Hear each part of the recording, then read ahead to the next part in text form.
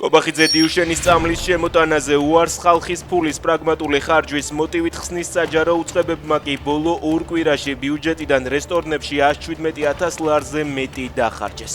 მონაცემებს ბესო დონაძე აქვეყნებს. აღსრულების ბიურომ 14 დღეში სარესტორნო ხარჯებისთვის 83,000 ლარი გადაიხადა, ტურიზმის ადმინისტრაციამ 12,400. ბიუჯეტიდან 10,000 ლარი დახარჯა კომუნიკაციების კომისიამ, 3,759 ლარი თელავის მერიამ. პოლიტიკოსის თქმით, ეს საჯარო მოხელეების მიერ რესტორნებისთვის დახარჯული თანხის მხოლოდ ნაწილია. ჩვენ საქართველოს მოქალაქეებს მიგვაჩნია, რომ ადამიანის სიცოცხლის ჯანმრთელობისა და ღირსების დაცვა სახელმწიფოს უმთავრესი ვალდებულებაა. მოქალაქეები დიუშენის წამლის შემოტანის მოთხოვნით ხელმოწერებს აგროვებენ და კობახიძეს პასუხობენ. ასე ევროკავშირში ვერ შეხვალთ, გერმანიის ელჩი კალაძის სამძიმრის წერილს პასუხობს. პეტერ ფიშერი ამბობს, რომ თბილისთან კავშირის შესახებ ზაარ ბრიუკენმა გადაწყვეტილება თავად მიიღო, რადგან ადგილობრივი მთავრობა შეშფოთებულია საქართველოში არსებული დემოკრატიული უკუსვრით.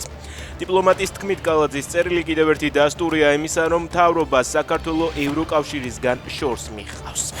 ბელარუსის საზღვრიდან სავარაუდო დრონის დაფიქსირების შემდეგ ლიეტუვამ ქვეყნის ნაწილში საჰაერო განგაში გამოაცხადა, ხელისუფლებამ მოსახლეობას თავშესაფარში გადასვლისკენ მოუწოდა. დროებით დაიხურა საჰაერო სივრცე ვილნიუსის აეროპორტის თავზეც.